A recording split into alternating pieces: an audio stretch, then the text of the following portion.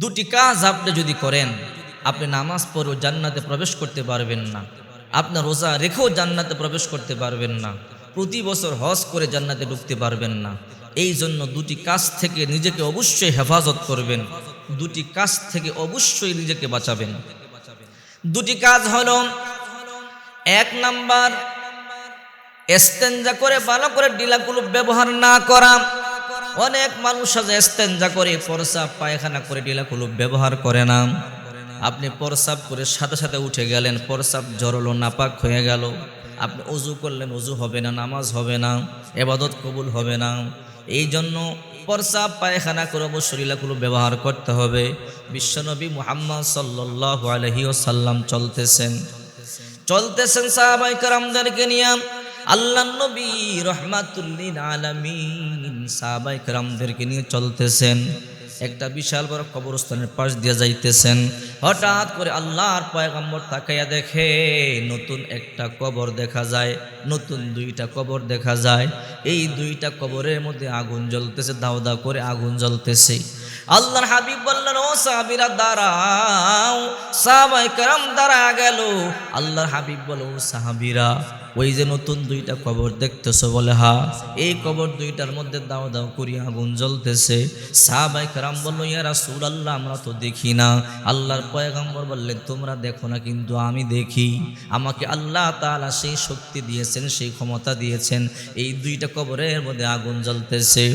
এবার আল্লাহর পয়গম্বর সাহাবায়ে কেরামদেরকে দাঁড়িয়ে রইলেন, চিন্তা করতেছেন কি করা যায়। আল্লাহর নবী রাহমাতুল লিল আলামিন বললেন, ও সাহাবীরা, ওই যে খেজুর গাছ দেখা যায়, ওই খেজুর গাছ থেকে একটা কাঁচা ডাল নিয়ে আসো। ওই সাহাবী গিয়া খেজুর গাছ থেকে একটা কাঁচা ডাল আল্লাহর পয়গম্বরের হাতের মধ্যে দিলেন। আল্লাহ নবী রাহমাতুল লিল আলামিন কাঁচা ডাল ভেঙে দুই টুকরা করলেন। দুই টুকরা করিয়া দুইটা কবরের মধ্যে আল্লাহর পয়গম্বর গেড়ে দিলেন। আল্লাহর পয়গম্বর দুইটা খেজুরের ডাল গাঁটতে দেরি হয়েছে, কবরের আযাব বন্ধ হতে বিন্দু পরিমাণ দেরি হলো না। আল্লাহ নবী রাহমাতুল লিল আলামিন, সাইয়্যিদুল মুরসালিন, খাতামুন নবিয়্যিন, শাফিউল মুজনিমিন, আল্লাহর পয়গম্বর যা বলেন আল্লাহ তাআলা তাই শোনেন। আল্লাহ তাআলা বলেন, হে নবী আমার, প্রত্যেকটা নবী রাসূল আমি আল্লাহরে খুশি করবার জন্য পাগল, খলিলুল্লাহ, আর আপনি হাবিবুল্লাহ, আমি আল্লাহ আপনারে খুশি করবার জন্য প্রস্তুত। আল্লাহ আপনার আমার নবীর এত ভালোবাসে। এবার দুটি কবরে আযাব বন্ধ হয়ে গেলেন। সাহাবায়ে কেরাম বিশ্বনবী মুহাম্মদ সাল্লাল্লাহু আলাইহি ওয়াসাল্লামকে বলে, ইয়া রাসূলুল্লাহ, এই দুটি কবরের মধ্যে আযাব কেন হয়েছিল? আল্লাহ নবী রাহমাতুল লিল আলামিন বলে, এক নাম্বার, লা ইস্তাতিরু আনিল বাউলি, ওই কবরের মধ্যে এই জন্য আযাব হইতেছিল, ওই লোকটা সঠিকভাবে ইস্তিনজা করে ডিলাগুলো ব্যবহার করতো না। দুই নাম্বার কবরে আযাব হয় ইয়ামশি বিন নামিমা, এই লোকটা চলতে ফিরতে মানুষের গীবত করত। আমাদের সমাজের মধ্যে এমন মানুষ আছেন, চলতে ফিরতে গীবত করে। আহারে, 5 ওয়াক্ত নামাজও পড়ে, হাজি মানুষ, হজও করে আসছে, কিন্তু গীবতও করে। সাবধান, আপনি নামাজ পড়লেও কাজ হবে না, যদি আপনি গীবত করেন, রোজা রাখলেও কাজ হবে না। আপনি যখন মরে যাবেন, আপনার কবরে দাও দাও করে আগুন জ্বলবে। আল্লাহর পয়গম্বর বলেন, লা ইস্তাতিরু আনিল বাউলি, এই ব্যক্তি প্রস্রাব পায়খানা করে সঠিকভাবে ডিলাগুলো ব্যবহার করতেন। দুই নাম্বার, ওই কবরে আযাব হইতেছিল ইয়ামশি বিন নামিম, ওই ব্যক্তি চলতে ফিরতে মানুষের বদনাম করত, গীবত করত। আমাদের দেশের মধ্যে চা হোস্টেলের মধ্যে বসলে দেখা যায় কত রকমের গীবত শুরু হয়ে যায়। 4-5 জন নারী একসাথে বসলে দেখা যায় কত রকমের গীবত শুরু হয়ে যায়। সাবধান, গীবত করবেন না, পর নিন্দা করবেন না, বদনাম করবেন না। বিশ্বনবী মুহাম্মদ সাল্লাল্লাহু আলাইহি ওয়াসাল্লাম বলেন, যারা পর নিন্দা করে, গীবত করে, চগলখুরি করে, মানুষের বদনাম করে করে বেড়ায়, তাদের কবরে দাও দাও করে আগুন জ্বলবে। যদিও তারা দুনিয়ায় নামাজি ছিল, যদিও দুনিয়ায় নামাজ পড়তো, কবরে আগুন জ্বলবে। এই জন্য আল্লাহর হাবিব বিশ্বনবী মুহাম্মদ সাল্লাল্লাহু আলাইহি ওয়াসাল্লাম সাহাবায়ে কেরামদেরকে নিয়ে চলতে লাগলেন। চলতে চলতে আল্লাহর পয়গম্বর আরেকটু সামনে গেলেন। আল্লাহর পয়গম্বর গিয়ে দেখি একটা কবরের মধ্যে দাও দাও করে আগুন জ্বলতেছে। কবরের মধ্যে দাও দাও করে আগুন জ্বলতেছে। আল্লাহর নবী রাহমাতুল লিল আলামিন তাকায়া দেখে নতুন কবর। সাহাবায়ে কেরামদেরকে বলল, সাহাবীরা তোমরা খবর নাও, এই কবরটা কার? পাশে একটা গ্রাম দেখা যায়, মনে হয় এই গ্রামের অধিবাসী হবে। খবর নেওয়া হলো, হ্যাঁ এই গ্রামের একটা লোক মারা গেছে, ওই ব্যক্তির কবর এটা। বলে এই কবরের মধ্যে দাও দাও করে আগুন জ্বলতেছে, দেখো তো তার আত্মীয় বলতে দুনিয়াতে কেউ আছে কিনা। খবর নেওয়া হলো, দুনিয়াতে তার আত্মীয় বলতে কেউ নাই, তার একটা বৃদ্ধা মা আছে।